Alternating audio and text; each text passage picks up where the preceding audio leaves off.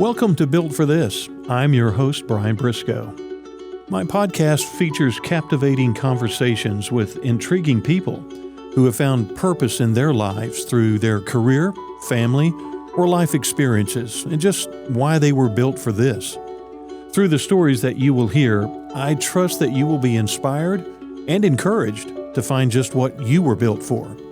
So let's get started. And welcome to another edition of Built for This. And in the studio, this is going to be a blast for me. We're going to go back to old times. We're going to talk sports broadcasting, and an old friend, no emphasis on the word old, but a friend is joining me today, Dave Barnett. Dave, thank you so much for being a part of this and jumping in. Old fits. And friend. It old fits. It fits. We feel old. Yeah. Because we go way back. Yeah.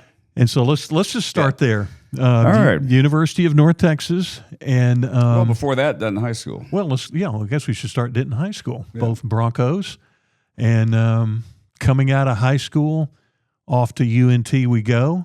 And so, and you would have been on the horseshoe staff, right? I was on the horseshoe staff, but I'm a year or two older. Yeah, you're than ahead you. of me. So I didn't realize until that's the newspaper, the high school newspaper. Yeah, and I didn't realize until a few years ago we finished third in the state my senior year.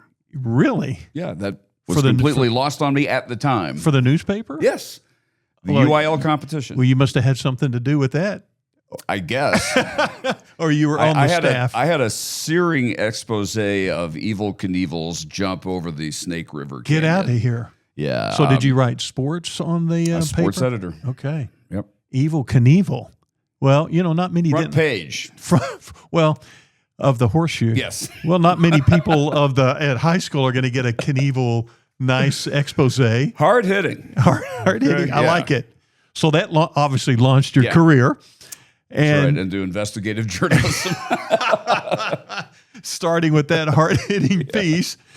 So off to North Texas you go. Now, were you dead set on, I'm going to go to North Texas and study broadcasting, radio, TV, film? Yeah, my dad's little joke on us 5 kids was, you kids can go wherever you want for college as long as you live at home. Oh, well. Which meant North Texas. Or could have been TWU. The commute to Tulsa could have been tough if you would have signed there. So, just happened to be very fortunate that the major university was here and that it had a terrific program in what I wanted to study and what you wanted to study in radio, TV. Didn't realize at the time how advantageous it was that someone like Bill Mercer was setting up a program for us interested in sports broadcasting, because that was not the norm at any other university. No. And the decades I've put into the business, the only university I've seen that has put in as many professionals into the business as North Texas is Syracuse. Right. So we're kind of the Syracuse of west of the Mississippi.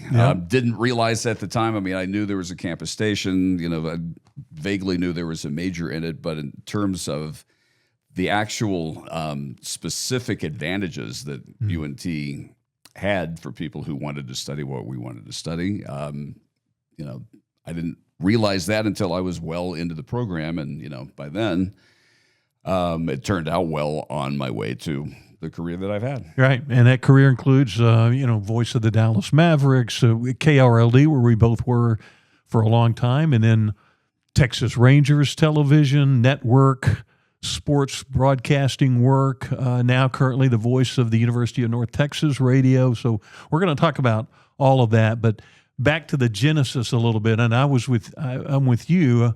I had that same college offer from my parents. As long as I could reach it within a 10-minute drive, I would be fine.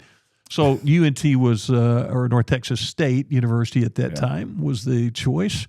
And I didn't realize it either, that there was going to be this foundational broadcast program for sportscasters, and somebody named Bill Mercer, highly acclaimed in the broadcast industry in Dallas-Fort Worth at that time anyway.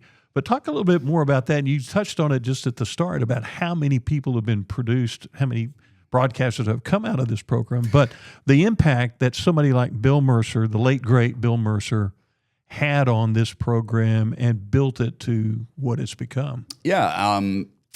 And, for people who wonder, well, how do you teach a class in play-by-play? He basically had us go record games, and then we would listen to it.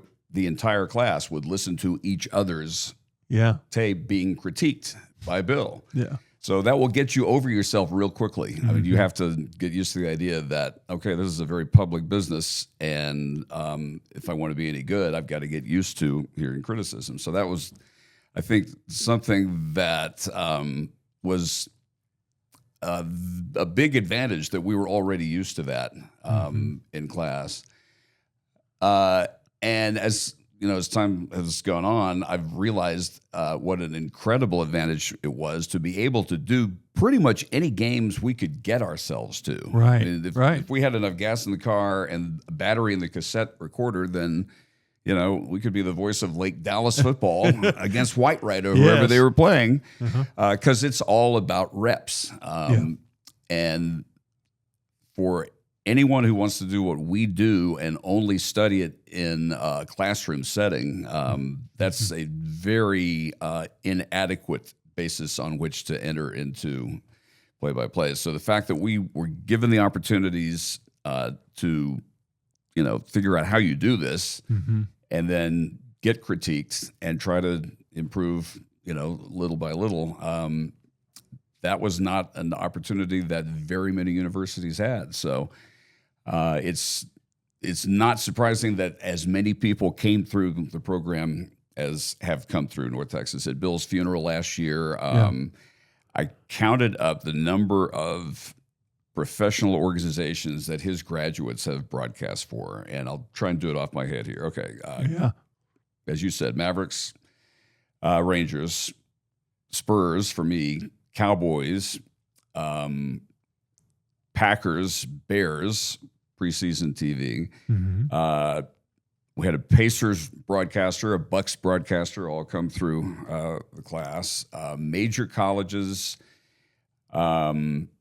like SMU, like UT, like Rice, on and on. Yeah. And I'm leaving some out. It's a who's who. Yeah, I'm leaving some out. So, what a resource Bill was. Yeah. And the irony was, and I mentioned this at a dinner where we were honoring him when it was my turn to speak. I mentioned what an irony it was that here we are honoring the first person who ever got banned from my TV growing up. And not specifically Bill, but wrestling. Professional wrestling. We are not watching good that. Influence on the Barnett boys, because we would immediately try on each other what we saw spoiler number 1 and spoiler number 2 doing to Skandar Akbar. And at some point, there would be punches and tears, and then parents would wall in and break it all up. Right. And so there was a period where my mom, if she saw Bill Mercer on the air and it wasn't, anchoring Channel 4 Sports, that TV was going to not a switch to positive anything reaction. but studio wrestling. Yeah. But it shows the great ability that he has to adapt to any setting. I mean, you could call an NFL championship game or Ric Flair versus Playboy Gary Hart, and approach them the same. Yes. And, be as prepared as you could be for one or the other. So that in itself was a lesson. Yeah. Not to get too egocentric about your assignments, because especially starting out, you're not going to, plan your own assignments. You're going to be told what to do. And Bill's attitude toward all the different assignments that he had in his career was, a real lesson that we didn't probably realize at the time how valuable it was. Right. And that's a great point. Here's a guy who made a name for himself. The Rangers, the Cowboys, the White Sox, and he's covered everything, worked in Dallas, but doing wrestling. And as you said, stressed across the point of never let anything be too small for you to get a lesson from. And I think the word you talked about, criticism, to be able to learn in his class early on, critiquing those tapes, hearing from Bill, learning what criticism about, how valuable was that before you get into the real world where you're going to get it professionally as soon as you step into the studio? Yeah, and it taught us to be our own worst critics. Yeah. Which is a great way to go into broadcasting. You know, if you're finding everything that anyone could possibly find in your own work and correcting it before anyone else has a chance to point it out to you, that's a huge advantage that we were given. Okay, so you come right out. You're one of the long line of people that have come through North Texas. You're certainly one of the most talented that's come out there, and you get an opportunity to go to one of the top stations right out of college, KRLD in Dallas, to kind of get your feet wet.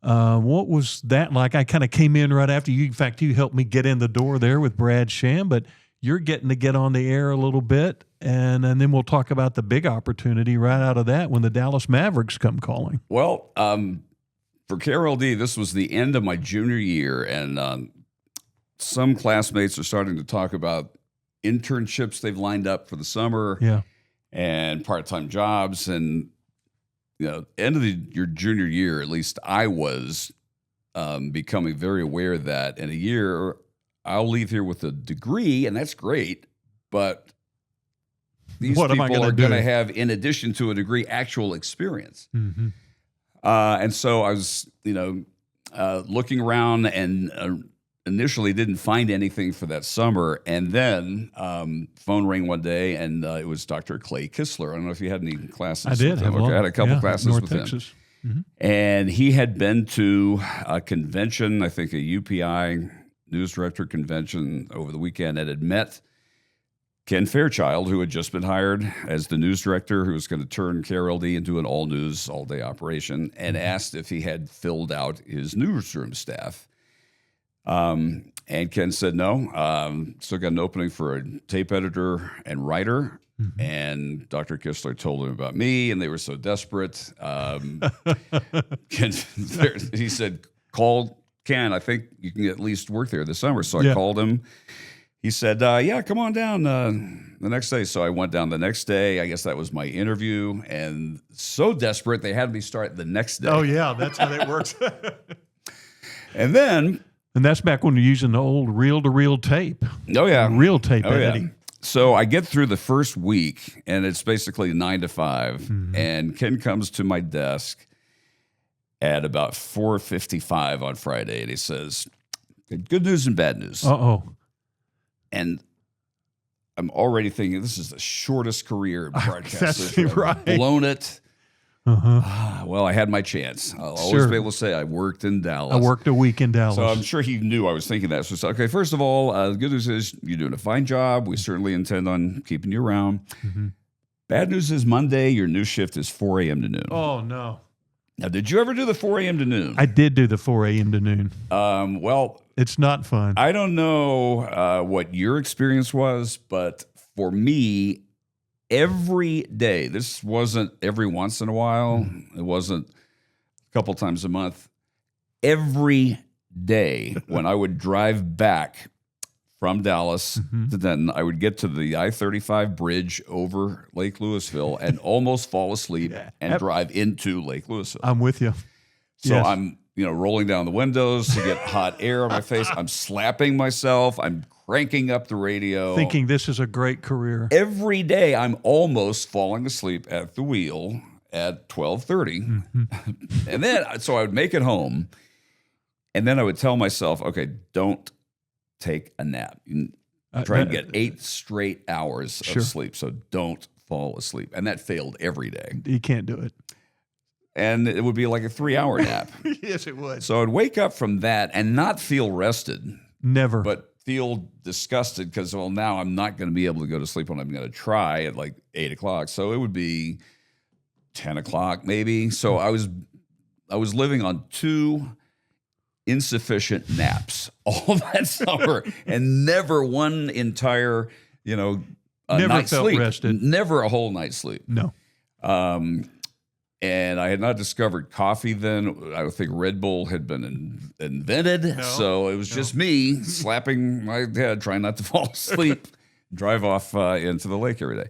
But got through it. And then by the end of that summer, Brad Sham realized that my ultimate interest was in sports. He needed some things like a producer for his talk show, Sports Central, needed things covered that he couldn't get to. And so that was kind of my entry into being a news employee, but here's a chance to actually, do some sports stuff. And then eventually they were letting me sub for him in the afternoon sportscast and then even fill in on his talk show. And then I graduated and they just turned that into basically full time. Yeah. And no more 4 a.m. to noon. No. In fact, I think when you got the full-time sports shift, then I got hired in to do the 4 a.m. to noon. Oh, well, you're welcome. So thanks a lot. By that, I wanted to thank you these many years later. And I found that same place on the bridge over the lake. That was a brutal one. So, but it's not very long after that, David. I think, did you get to do a game or two of SMU basketball maybe or football? That was one of the things when Brad couldn't do an SMU basketball game, then one was at Vanderbilt, one was home against Houston. Yeah.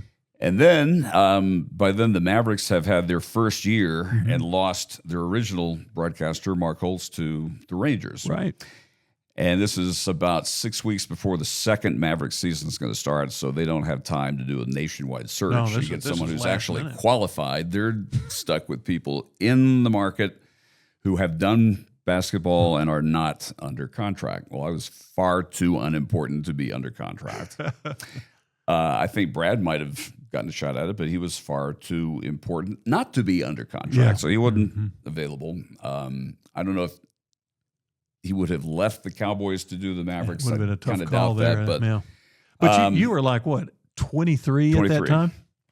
And so what were you thinking when that call comes to even they want to talk to you about this? And well, it was Mark Holtz who called me, actually. Mark Holtz? Yeah, he told me that he was going to accept the full-time offer from the Rangers and that at BAP they wanted me to replace him.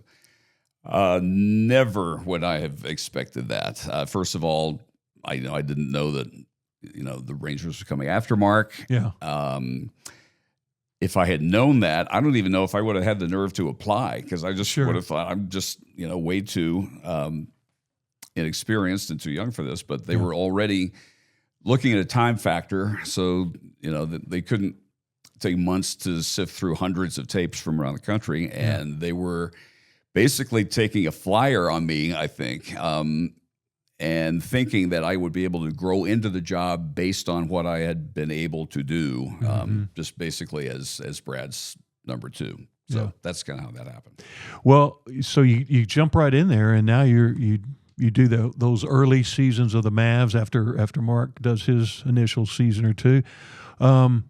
What was that experience like? And I guess how did I'm going to kind of reflect back on Bill Mercer.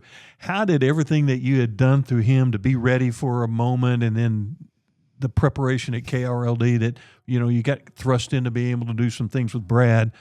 How did that help prepare you for it's going to be this more of a national spotlight here with a team and travel and doing 82 games a year and that experience? Nothing prepares you for the travel. No, I bet not. And the 82 games. I bet that was an experience. Well, there's a picture of me at the end of that first season, and I look like I've aged 10 years. I bet. By then I was almost 24, and I looked going on 89. 38, yeah. And, that was in the days way before charter flights. Mm-hmm. So NBA rule was if you've got a game that day and you have to travel, you have to take the first available flight. And if that means 5 a.m. and you played triple overtime the night before, well, you're going to wake up at 3 and make that 5 a.m. flight. So that's just how, the league was. And obviously it was harder on the players than us. Mm-hmm. But I was prepared enough to realize the adjustments I needed to make, basically. I had been able to adjust to the college pace back when there was no shot clock in college basketball. And then the very first Maverick game I did, it's very obvious that I've got to come up with ways to describe something instead of in 8 or 10 or 12 words in 2 or 3 or 4 words and make it understandable. Because of the pace of the game. Yeah, because otherwise, I'm falling behind a pass and then 2 passes. And if I'm trying to call every pass in a possession, I'm behind the whole time. Yeah. So the whole first season, really 81, 82, was that adjustment period. And, Norm Sanju and the Mavericks were patient enough with me to, kind of give me that that year. And by the end of the year, there wasn't any question where I'd been able to adjust to the pace, and then it was just a matter of continually trying to get better. It goes back to class. He kind of taught us how to be our own worst critics, and so that was always my approach. And I was fortunate; I didn't really hear a whole lot of serious criticism. I would have certainly deserved it, being as brand new at it as I was. But I think, again, being prepared as we were, that's something that, again, you could get at Syracuse, and I don't know where else you could get it. So, UNT was the only place that would prepare us for exactly what was out there for us. So, that's just an incredible blessing, that gift that keeps on giving. Be able to start with that much of a basis and a solid foundation. Then it's just up to you. How good you want to be and how much work you want to put into it over your career. You talk about preparation. I know that you teach a class or two at the University of North Texas as an adjunct, media writing. Let's talk about that. I know that when we were both at KRLD, tape editing, but a lot of that was writing the intro to that cut or whatever it was. And Ken Fairchild, the news director, or people would say, critiquing about how that lead it looks and writes. And even when you became a play-by-play announcer, being able to prepare for a game, and it's kind of the oral version of writing. You're painting a picture. How important is that for young broadcasters to know how to write with a creative flair to it? The class, one of the two that Dr. Kistler taught me, was broadcast writing. Yeah. And what I've been teaching isn't just broadcast writing, it's intro to media writing. So there's a unit on broadcast writing to video, but also about half the class is learning AP style, writing for online publications, writing features. So it's a much wider aspect of all the different types of writing, as opposed to what we were doing at KRLD. Yeah. But we had a good background in that, so it wasn't hard to do. We already knew how to do that from the classes at UNT. It kind of teaches your brain to think in terms of, if I'm doing a 3.5 hour extemporaneous broadcast off the top of your head, but if you prepare well enough, there are some things that if it's a really good broadcast, if I sat down and wrote it, it wouldn't be any better than how it came off extemporaneously, which is basically all play-by-play is. So you really couldn't get a better basis to prepare you, I think, because it teaches you how to figure out what's the lead, what's the most important thing here, and then what's the second most, and then how else do you fill in the story. So learning how to be a storyteller in the time allotted, if you have 15 seconds or 5 minutes, and figuring out how to shrink or expand your storytelling ability. Huge advantage to be able to have a background in that before I actually got to, as I said, if you're 3 hours, fill it extemporaneously. It's ad lib, go. Your preparation, who's who, you got your stats, now go. Yeah. Well, let's talk about those Mavs years. You were there when the franchise was building on its way up. The Dick Motta years, finally to get up into more of the later 80s when they're getting in the playoffs and everything. But what was that momentum like as a broadcaster when you're around the team, you're around the players, maybe some of your favorite players that you got to interact with and seeing this franchise start to grow? It was a blast because I was the same age as the players. Yeah, I was going to say. We're all just out of college, pretty much. They were getting better every year, a little bit better, Year 4, they're now in the playoffs. Yep. And then my 7th year, which was my last year with the Mavericks, the last game I did was Game 7 of the Western Conference Final in the Forum against the Lakers. And they're in that game deep into the fourth quarter. So there had been a steady march and, taking advantage of great trades to get draft picks. And then that 87-88 team had Roy Tarpley, which made them as good as they were. That's the one aspect of the Mavericks that the Lakers couldn't deal with. They had somebody for everybody, except they didn't have somebody off the bench like Roy who could go 20 points, 20 rebounds every single game.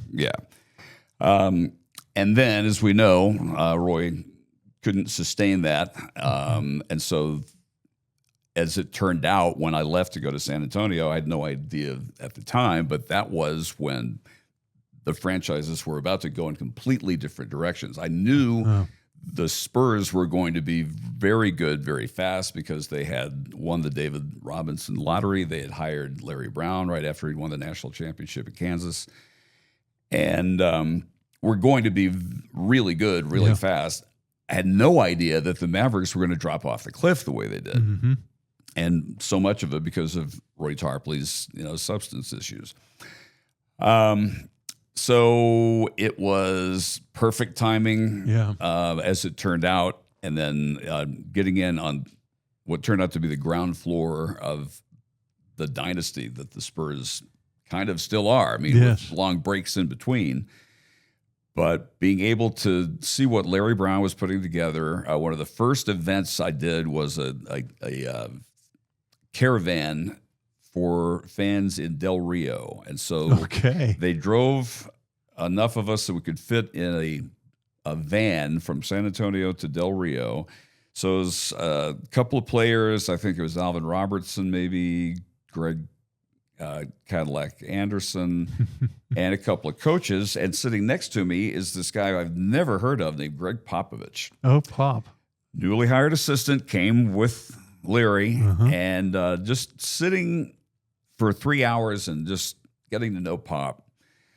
I wish I'd recorded that because, I mean, who would have any idea that I'm sitting next to the guy who's going to be the winningest coach in NBA history? And he's going to, at build that time, 5 championships. In a van on the way to Del Rio. And he's telling me his background. He had been at Pomona Pitzer. He wrote Larry a letter and asked if he could come study him, take a study leave, which you could do from an NAIA school like Pomona Pitzer, and spend a year studying Larry. And Larry said, come on. So that national championship year, Pop was right there with R.C. Buford, who came with the Spurs, still right in the front office.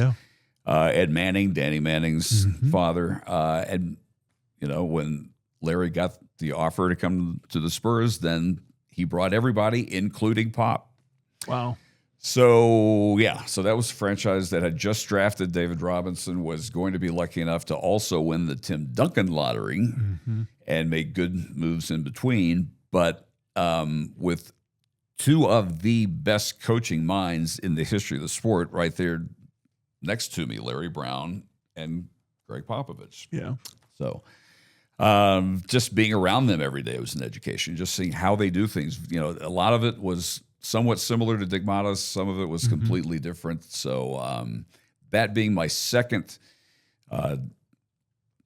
deep dive into how coaches get done what they get done. I could write a book. I could write several books on what I learned. And on that note, you're with the Mavs, but then along comes the Spurs opportunity. Was it a difficult choice to make? Was there? Were you going to do television for them as well? Or it wasn't difficult because this was a point where teams were starting to televise more and more games. And the Mavericks were limited to, or for me anyway, doing mostly radio, I think 15 telecasts. The Spurs were televising everything. And in fact, my first year, it was a one-man simulcast. And then my second year, they ended the simulcast and had me just do television and separate broadcasts for radio. So that was kind of where the business was going. I knew the team was going to be good. I knew that I needed more TV opportunities than I was getting with the Mavericks, and I loved the city of San Antonio. Just going there as a kid. So it wasn't really that hard. If it had been not as great a city or a team that maybe was going to be good, maybe not, that would have been different. But I didn't have any of those questions about San Antonio. I'm intrigued by, here you have been around pretty closely to three incredible basketball coaching minds, Dick Motta, Larry Brown, Greg Popovich.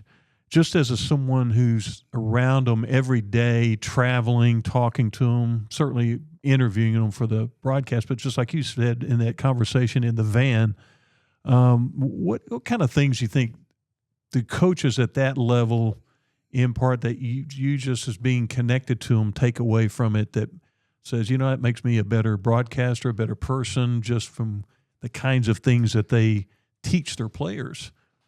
Not much of it is the X's and O's. Yeah. Really, very little of it, actually, I would think. is the X's and O's. And 99% of it is how they deal with people. Yeah. And not just people, but extremely talented people. Dick Motta's description of an NBA player was they're physical geniuses.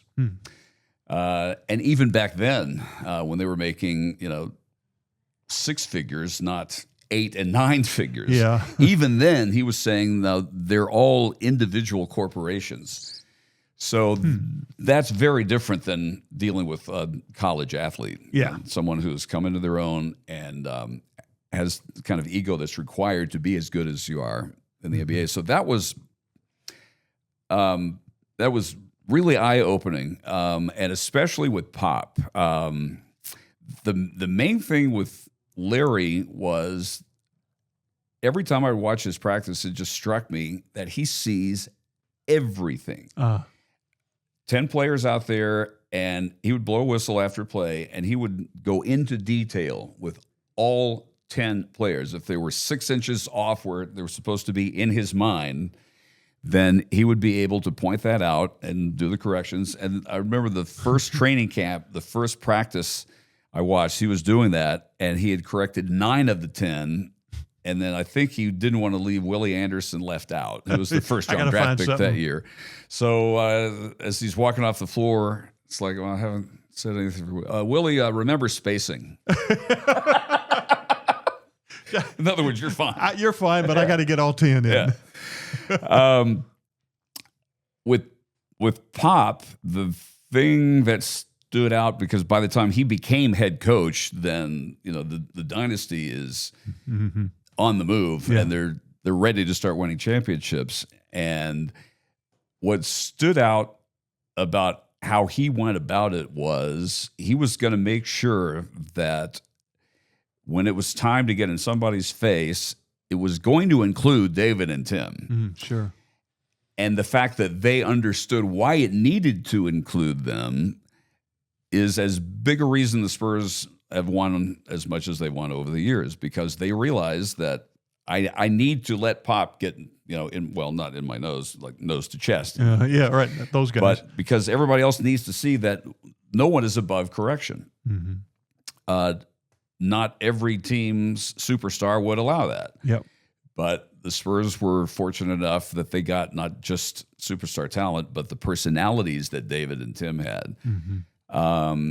So Pop's constant phrase is, get over yourself. You can't play. He did not want you on his roster if you weren't over yourself, meaning if you're more about your ego and your own stats than what we're about, as a team. And if he happened to get players who were clearly not over themselves, then they weren't going to stay. They were gone. So it was real clear from day one that the Spurs were going to win by force of personality as much as they were talent. So I think that's what stands out. I mean, I wasn't around Phil Jackson every day, or obviously not Red Auerbach, but I have to think that they had a lot of that in their coaching because I don't know how you could wrangle these, superstars with incredible wealth and power and get them all to point toward the same goal otherwise.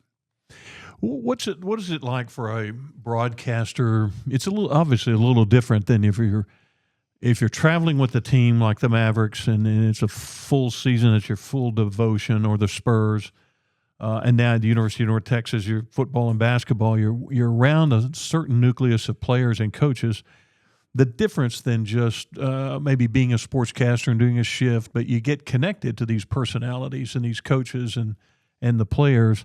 What's that like to be able to, everyday life, get connected a little bit deeper into who these people are and telling their stories than if it's from your afar? It's easier with college athletes now than pros. Yeah. In fact, last time I was in San Antonio, a friend of mine who knows Pop very well and knows, how NBA media works, told me that now on the Spurs charter, the broadcasters are not allowed to speak to the players unless they are spoken to. Oh, wow. Broadcasters go to the back of the plane, and we're going to pretend you're not there. So we're letting you ride. We're letting you. Now, I would have a hard time with that as someone who used to carpool to the airport with Brad Davis. Yeah. No kidding. I would have a hard time being told I can't. I can't talk to you while we're driving. Yeah. So that's a big change. And it's partly because NBA players don't need media anymore. They have their own podcast. Yes. They do whatever they want. They get as much attention as they want. If they have to do interviews, then they're mostly going to be the network and not the local. So I would have a hard time with that. And what I enjoyed the most about being around college players is they are completely unspoiled in that regard. They're not about their own egos. Yeah. It's not at UNT. They tend to be really good students, as it turns out. I mean, shockingly great. I think a lot of people would be shocked to see that almost half the Mean Green men's basketball team made 4.0 last fall. Wow. Okay. So coming from very different backgrounds, a lot of international players now. So, to get a chance to hear from players what it was like, growing up in Mali or someplace in Africa or wherever. Yeah. And at the stage where they're all kind of figuring it out as a player, as a student, and as a person. So that stage, I enjoy being around. And if I were still around an NBA team, I think I would have a hard time being around an NBA team. For that very reason. Yeah. Well, so after the Spurs, what you get a chance to do a lot of national stuff. ESPN comes calling, and then a lot of other networks that you kind of fit in and around there. But the attraction of doing that, college football and other things. Well, while I was with the Spurs, I was also doing Southwest Conference Game of the Week football and basketball. Yeah. And I think we all remember the Southwest Conference. And it died. Yeah, it did. And the year it died happened to be the year where ESPN had added ESPN2. Yeah. And I'd gotten to know the commissioner of the WAC at that time, Carl Benson, because the WAC was going to take some of the Southwest Conference teams. And he had told me that I should get in touch, or have my agent get in touch with ESPN, because as the Southwest Conference job was going away, he was telling me they're adding ESPN2, and they're going to have 2 full networks worth of broadcasts. So that turned out to be perfect timing, and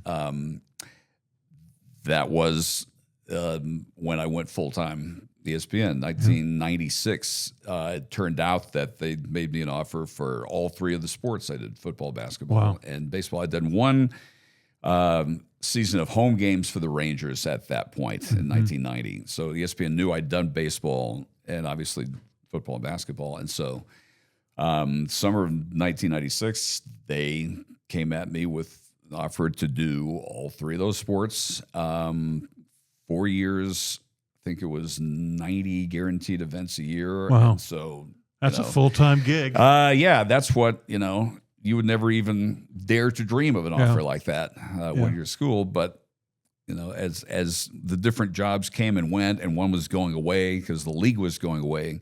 Perfect timing, that ESPN turned out to have a need that I was able to fill. So 96 through 09, full-time ESPN.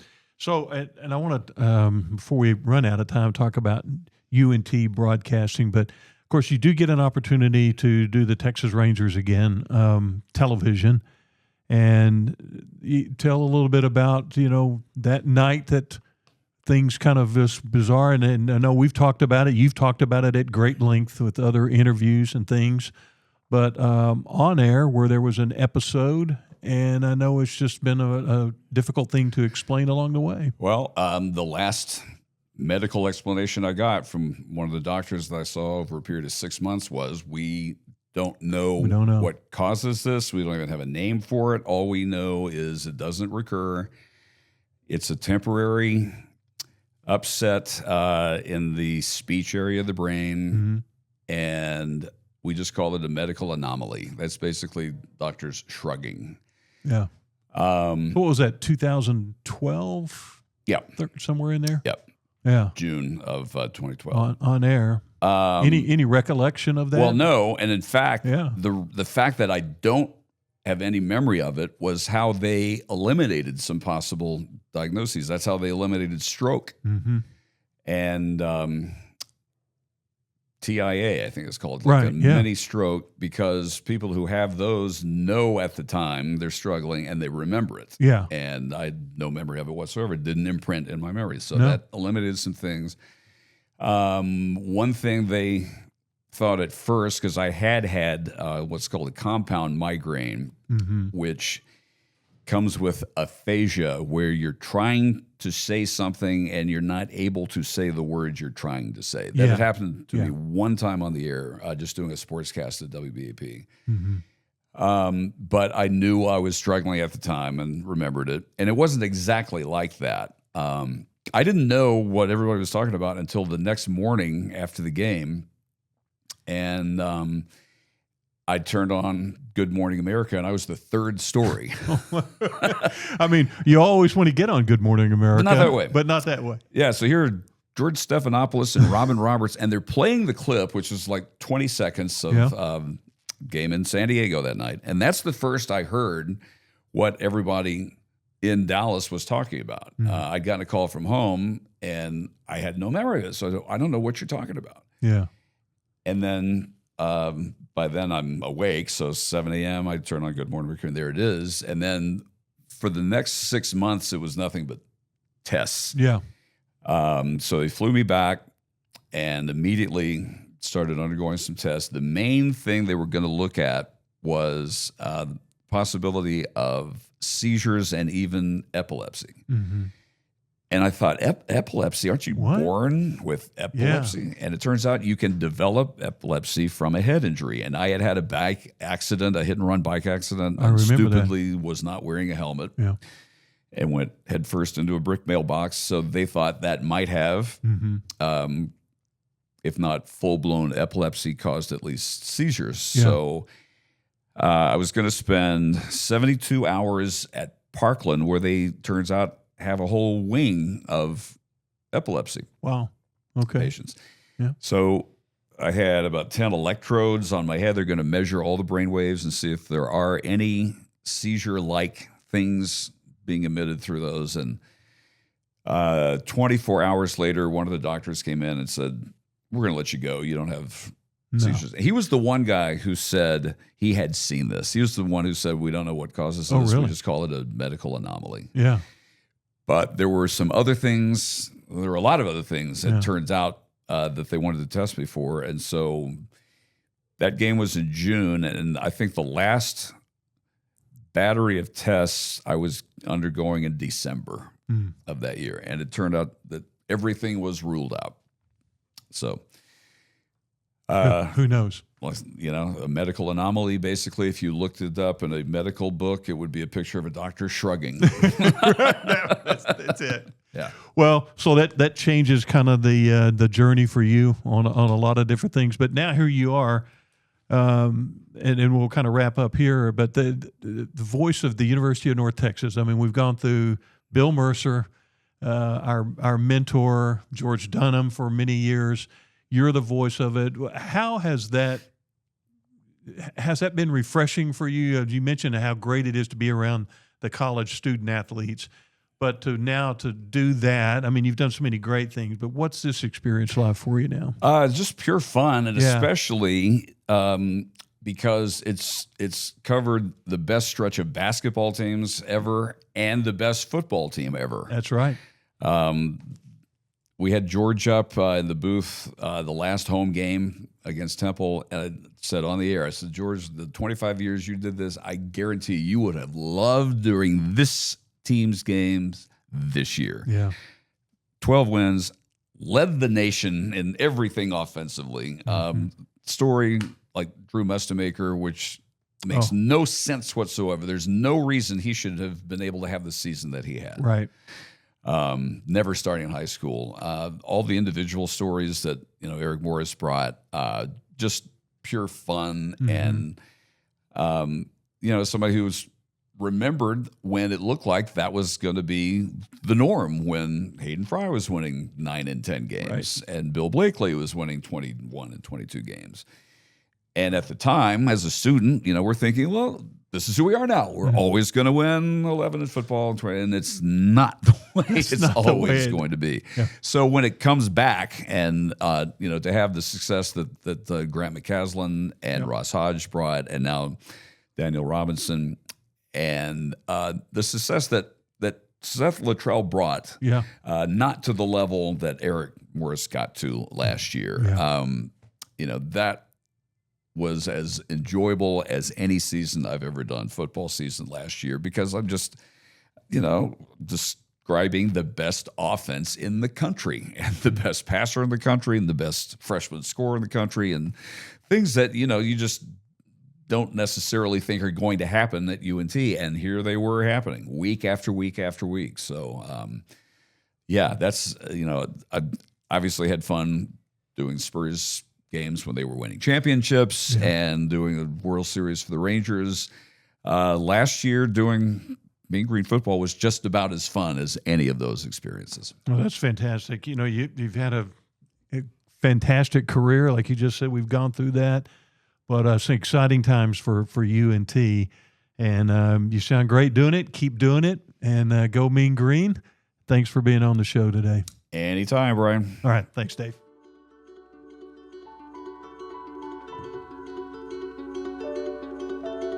Thanks for joining me on this episode of Built for This. Be sure to follow Built for This on your favorite listening platform and share it with a friend. Join me on the next episode when I will share entertaining stories of inspiration, encouragement, and purpose-driven experiences. What are you built for? Built for This is produced and recorded by Heart Media DFW.